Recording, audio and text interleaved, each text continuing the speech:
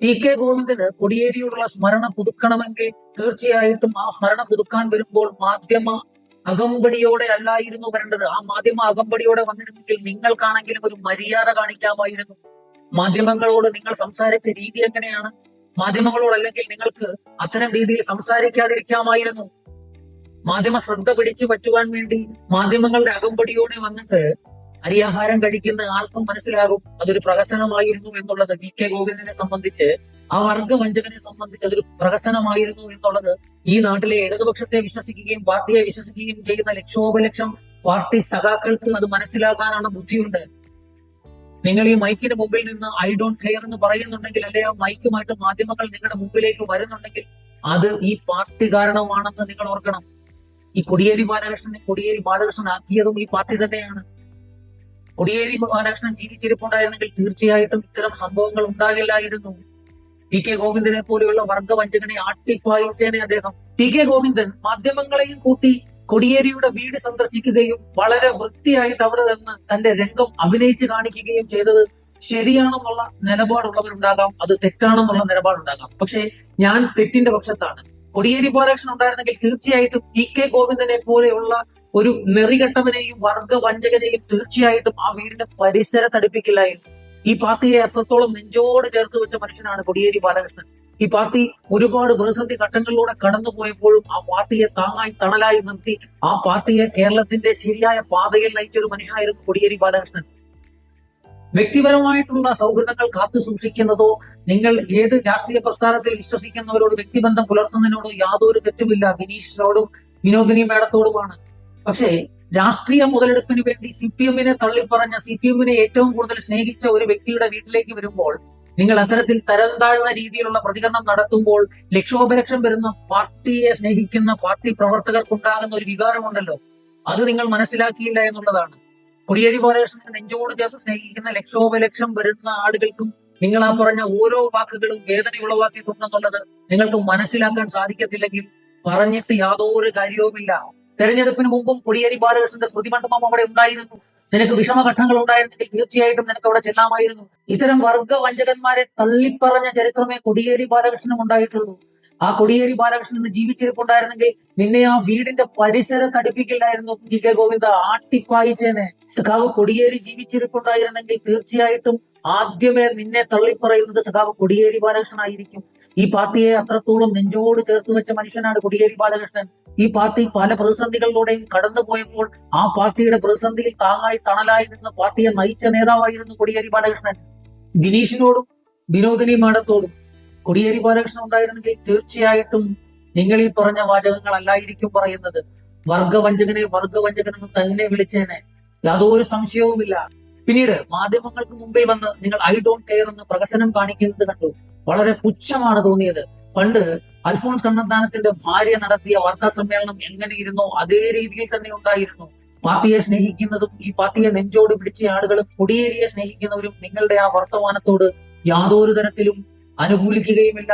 നിങ്ങൾ ഇപ്പോൾ അനുഭവിക്കുന്ന, അല്ലെങ്കിൽ നിങ്ങൾ പറയുന്നുണ്ടല്ലോ ഒരുപാട് സ്നേഹമുണ്ടെന്ന്, ആ സ്നേഹം തരുന്നത് സഖാവ് കോടിയേരി ബാലകൃഷ്ണനോടുള്ള ആദരവ് മൂലമാണ്. നിങ്ങൾ ആ ആദരവ് ദയവ് ചെയ്ത് കളഞ്ഞു കുളിക്കരുത്. ബിനീഷിനോടും വിനോദിനി മേഡത്തോടും 2021 ചെയ്യാത്ത കുറ്റത്തിന് ബിനീഷ് അടക്കം വേട്ടയാടിയപ്പോൾ ഈ പറയുന്ന പാർട്ടിയെ ഉള്ളായിരുന്നു പ്രതിരോധിക്കാൻ, ഈ പറയുന്ന പാർട്ടി സഖാക്കളുമേ ഉള്ളായിരുന്നു പ്രതിരോധിക്കാൻ. ഈ പറയുന്ന UDF-ഉം മുസ്ലിം ലീഗും BJP-യും ചേർന്നുകൊണ്ട് കള്ളക്കേസിൽ കുടുക്കി മാസങ്ങളോളം ജയിലിലിട്ടപ്പോഴും പ്രതിരോധിക്കാൻ ഈ പാർട്ടി സംവിധാനങ്ങളെ ഉള്ളായിരുന്നു. ടി കെ ഗോവിന്ദനെ കുറിച്ച് നിങ്ങൾ എന്തൊക്കെ ന്യായം പറഞ്ഞാലും പാർട്ടിയെ ഒറ്റിയവൻ ഒറ്റുകാരൻ തന്നെയാണ്. അത് ഒറ്റുകാരനാകാതിരിക്കുന്നില്ല എന്നുള്ളതാണ് യാഥാർത്ഥ്യം. ബിനീഷ് കോടിയേരിയോടും വിനോദിനി മാഡത്തോടും വ്യക്തിപരമായിട്ടുള്ള സൗഹൃദങ്ങൾ കാത്തു സൂക്ഷിക്കുന്നതിൽ യാതൊരു തെറ്റവുമില്ല. അതിൽ രാഷ്ട്രീയ പാർട്ടി ഏതുമാകട്ടെ, കോൺഗ്രസുകാരോ BJP-ക്കാരോ ലീഗുകാരോ ആരുമായിക്കൊള്ളട്ടെ. പക്ഷെ രാഷ്ട്രീയ മുതലെടുപ്പിന് വരുന്നവരെയും താൻ സ്നേഹിച്ച, അതായത് കോടിയേരി ബാലകൃഷ്ണൻ സ്നേഹിച്ച പാർട്ടിയെ തള്ളിപ്പറഞ്ഞവൻ രാഷ്ട്രീയ മുതലെടുപ്പിനായിട്ട് വരുമ്പോൾ ആ മുതലെടുപ്പിന് ചുക്കാൻ പിടിച്ചുകൊണ്ട് നിന്ന് വർത്തമാനം പറയുന്ന ആ കാര്യങ്ങളെ ഞങ്ങൾക്ക് ഒരു കാരണവശാലും അംഗീകരിക്കാൻ സാധിക്കുന്നില്ല, പാർട്ടി എന്ന സ്നേഹിക്കുന്ന ഒരു വ്യക്തിക്കും. പിന്നീട് നിങ്ങൾ പറഞ്ഞ ഒരു വാചകമുണ്ടല്ലോ, എന്റെ വീട്ടിൽ വരുന്ന ആളുകളെ എനിക്ക് ഒരു കാരണവശാലും ഇറക്കി വിടാൻ സാധിക്കില്ല എന്ന്. തീർച്ചയായിട്ടും ഇറക്കി വിടേണ്ട. ടി കെ ഗോവിന്ദനെ ക്ഷണിച്ചുകൊണ്ട് നിങ്ങൾക്ക് നിങ്ങളുടെ സൗഹൃദം പുതുക്കാമായിരുന്നു. പക്ഷേ അവിടെയും മാധ്യമങ്ങളോട് ഞങ്ങളുടെ സൗഹൃദ സംഭാഷണത്തിലോട്ടോ അല്ലെങ്കിൽ ഞങ്ങൾ പറയാൻ പോകുന്ന കാര്യങ്ങളിലോട്ട് കടന്നു കയറേണ്ടതില്ല എന്ന് താങ്കൾക്ക് പറയാമായിരുന്നു. അവിടെയും മാധ്യമ അജണ്ട, മാധ്യമ ശ്രദ്ധ പിടിച്ചു പറ്റുവാൻ വേണ്ടി താങ്കളൊക്കെ കാണിക്കുന്ന ആ ഒരു നെറുകേടുണ്ടല്ലോ, അതിനെ നെറുകേടം തന്നെ പറയേണ്ടി വരും. ബിനീഷ് കൊടിയേരിയും വിനോദിനിയും ഈ പാർട്ടിയോട് മാത്രമല്ല അനീതി കാട്ടിയത്, നമ്മളുടെ എല്ലാവരുടെയും തലയ്ക്ക് മുകളിൽ നിൽക്കുന്ന സ്മരണകൾ ഉണർത്തുന്ന സഖാവ് കൊടിയേരി ബാലകൃഷ്ണനോട് കൂടിയാണ് നിങ്ങൾ ആ നീതി നിഷേധം നടത്തിയതെന്നുള്ള ബോധം നിങ്ങൾക്ക് ഇന്നല്ലെങ്കിൽ നാളെ തിരിച്ചറിയേണ്ടി വരും. ഈ പാർട്ടിയിൽ പ്രവർത്തിക്കുമ്പോൾ ചെയ്ത കാര്യങ്ങളൊക്കെയും ഈ പാർട്ടിക്ക് മാത്രം അവകാശപ്പെട്ടതാണ്.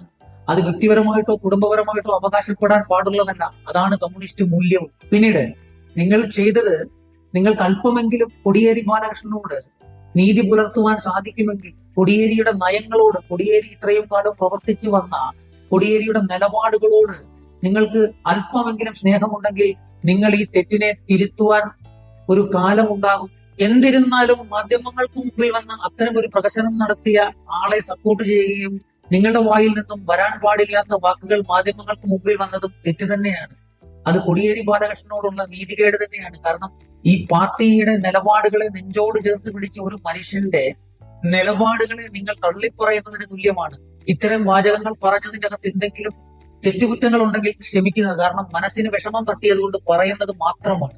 നിങ്ങൾ ഈ പറയുന്ന ടി.കെ. ഗോവിന്ദൻ അന്തസ്സുള്ള കമ്മ്യൂണിസ്റ്റ് ആയിരുന്നെങ്കിൽ, പാർട്ടിയോട് സ്നേഹമുള്ളവനായിരുന്നെങ്കിൽ തീർച്ചയായിട്ടും ഈ തെരഞ്ഞെടുപ്പ് സമയത്ത് പാർട്ടിയെ പിന്നിൽ നിന്ന് കുത്തുകയല്ലായിരുന്നു വേണ്ടത്.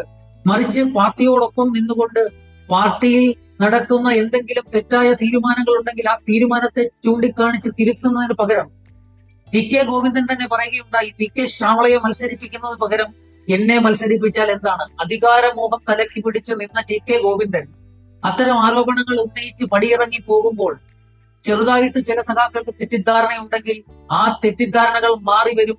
കാരണം ഈ പാർട്ടി തെരഞ്ഞെടുപ്പിൽ പരാജയപ്പെടുന്നത് ആദ്യമായിട്ടല്ല, തെരഞ്ഞെടുപ്പിൽ മത്സരിച്ച് ജയിക്കുവാനായിട്ടല്ല CPM എന്നുള്ളൊരു പ്രസ്ഥാനം പ്രവർത്തിക്കുന്നത്. തീർച്ചയായിട്ടും ഈ പാർട്ടി കൊടുങ്കാറ്റ് പോലെ തിരിച്ചു വരും. കേരള ജനത ഒന്നടങ്കം ഈ പാർട്ടിയെ നെഞ്ചോട് ചേർത്ത് പിടിക്കും. കാരണം പാർട്ടിക്ക് മുകളിലല്ല പാർട്ടിയുടെ നേതാക്കന്മാരും പാർട്ടിയുടെ നേതാക്കന്മാരുടെ കുടുംബവും എന്നുള്ളത് നിങ്ങൾ മനസ്സിലാക്കിയാൽ നന്നായിരിക്കും എന്ന് മാത്രം സൂചിപ്പിച്ചുകൊണ്ട് എല്ലാവർക്കും ഒരു ശുഭദിനം നേരുന്നു. ഈ പേജ് ഫോളോ ചെയ്തിട്ടില്ലാത്തവരുണ്ടെങ്കിൽ തീർച്ചയായിട്ടും ഫോളോ ചെയ്യുക, സപ്പോർട്ട് ചെയ്യുക. നന്ദി, നമസ്കാരം.